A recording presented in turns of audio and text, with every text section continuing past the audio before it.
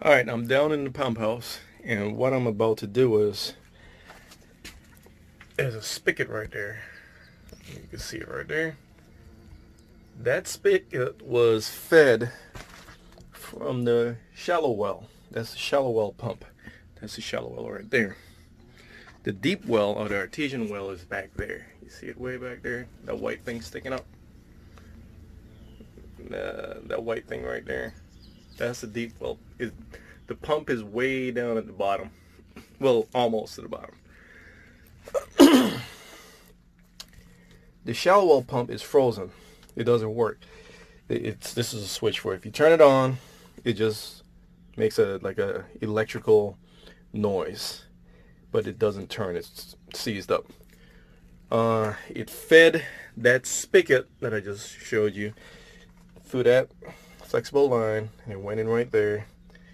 It went in on the below the frost line.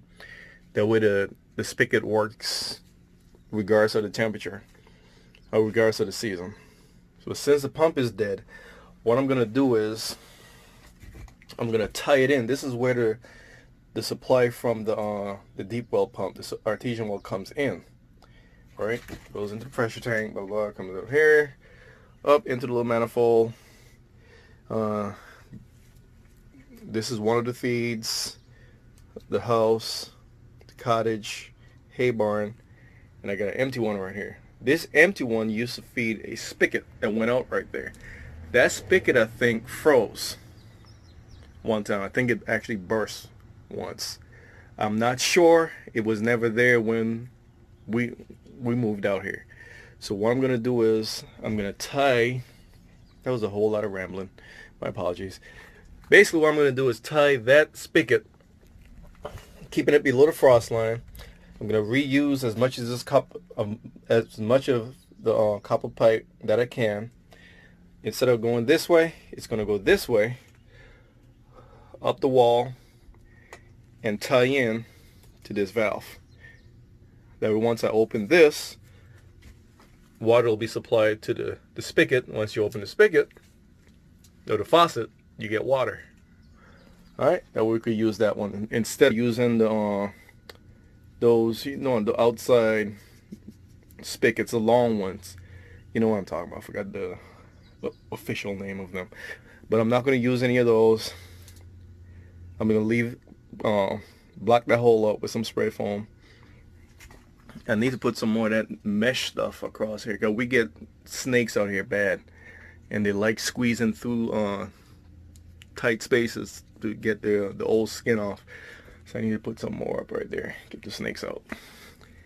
But that's what I'm about to do. So the first thing I'm going to do is sweat this one off.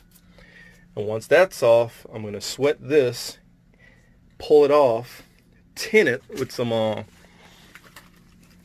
going to tin it with some solder. Since I won't be able to get the solder on the inside, I'll just tin it, heat it, and slip it on. And that will take out a copper run from here to that way.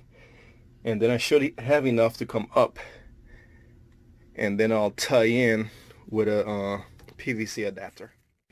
Alright, I just finished up. So that's the copper pipe that goes under the frost line to that spigot out there.